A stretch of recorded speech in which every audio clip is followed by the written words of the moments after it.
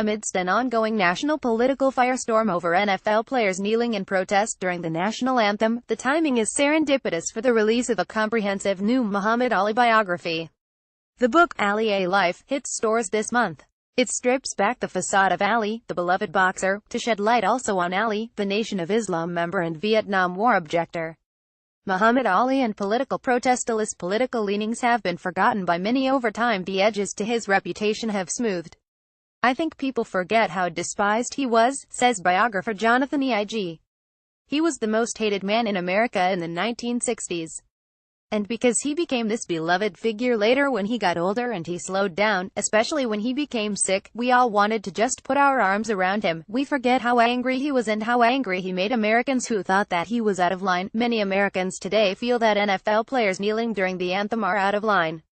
In a recent Seton Hall Sports poll, 84% of Americans surveyed said they support the players' right to protest, but only 35% of them are in favor of their specific form of protest. It's not a stretch to say that the NFL demonstrations today owe a debt to Ali.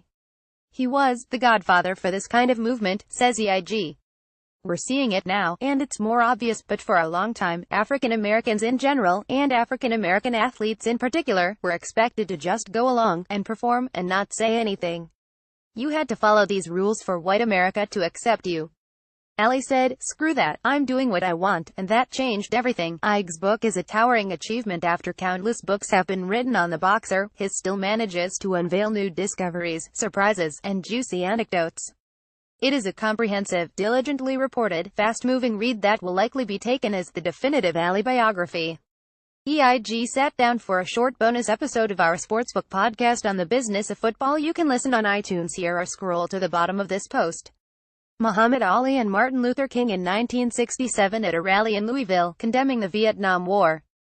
Muhammad Ali and Colin Kaepernick. As ESPN SportsCenter anchor Jamel Hill said at a conference last summer, "When I hear a viewer say they don't want their politics mixed with sports, I say, well, what do you thinking about Muhammad Ali? And then, all of a sudden it's glowing praise.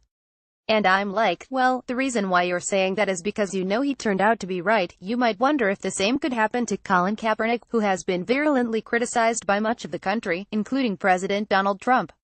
With the benefit of a few years' distance, might Kaepernick be seen more widely as a civil rights leader and agent of positive change? I think we'll see that Kaepernick had a right to speak out.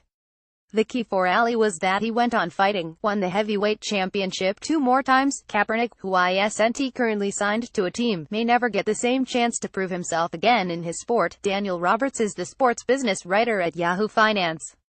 Follow him on Twitter at @RiaDanWright.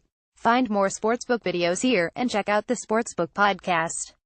Read more inside a forgotten part of Muhammad Ali's legacy. Muhammad Ali didn't cash in on his name until age 64. Mayweather-McGregor outages expose the limitations of streaming. George Foreman 3 is taking his boxing gym national. Equinox low-cost gym Blink Fitness is expanding rapidly.